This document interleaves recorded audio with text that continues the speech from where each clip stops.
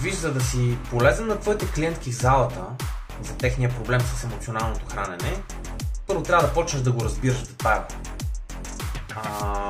Хората често си мислят, че това е въпрос на слаб характер, на липса на дисциплина или нещо такова. Не е вярно. Отдолу стои истински психологически феномен. Този феномен има три компонента. Емоционално импулсивен, ценностен и поведенчески.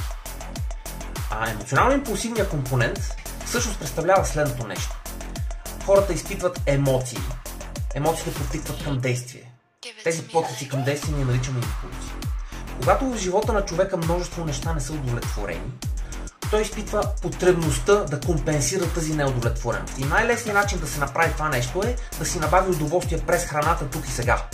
Защото е много по-лесно да посегне към шоколадовото блокче и да си достави доза удовлетворение, отколкото да се пребори с проблемите в живота, които всъщност имат нужда от удовлетворение. Това е първият компонент. Вторият компонент е ценностния.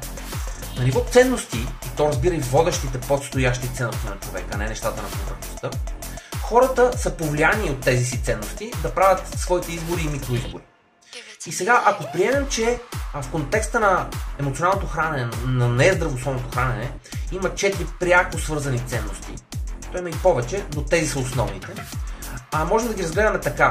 Хедонизъм плюс свобода са ценностите, които ни тласкат да не се възпираме да посягаме към емоционалното хранене. Тоест хедонизма, който е силата на вярата, че да си огаждаш е хубаво нещо и правилно и желано. И свободата, което е силата на вярата, че трябва да правиш каквото си искаш, когато си искаш. Срещу другите две ценности, които по-скоро работят против емоционалното хранене, които са здравето и признанието. Здравето, бидейки ценността, че да поддържаш добро физическо и психическо здраве е важно, следователно храната има значение. И признанието, което е силата на вярването, че трябва да получиш одобрението на другите, което преминава през външния вид. Т.е. да вярваш, че външният вид е много важен. И сега, ако вторите две не са високо засегнати от човек, т.е. не са му водещи, за сметка на първите две, микроизборите и не само, и по-големите избори, които прави човек в живота, са да приоритизира вредното поведение пред положителното. Това е ценностният компонент. И поведенческия, говорим за навици. Много често това вредно хранене всъщност е въпрос на навик.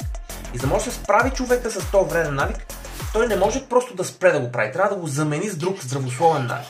Тоест работата преминава през не просто идентифициране на вредните навици, а и през замяната им с положителни такива, продуктивни. И сега, ако ти искаш да си наистина полезен на твоите клиентки, добре е да си даваш сметка, че тази промяна трудно ще стане само в залата. Добре е те, особено ако имат сериозен проблем с това, да работят успоредно и с терапевт, който да им помогне за споменатите три компонента. Нали разбираш?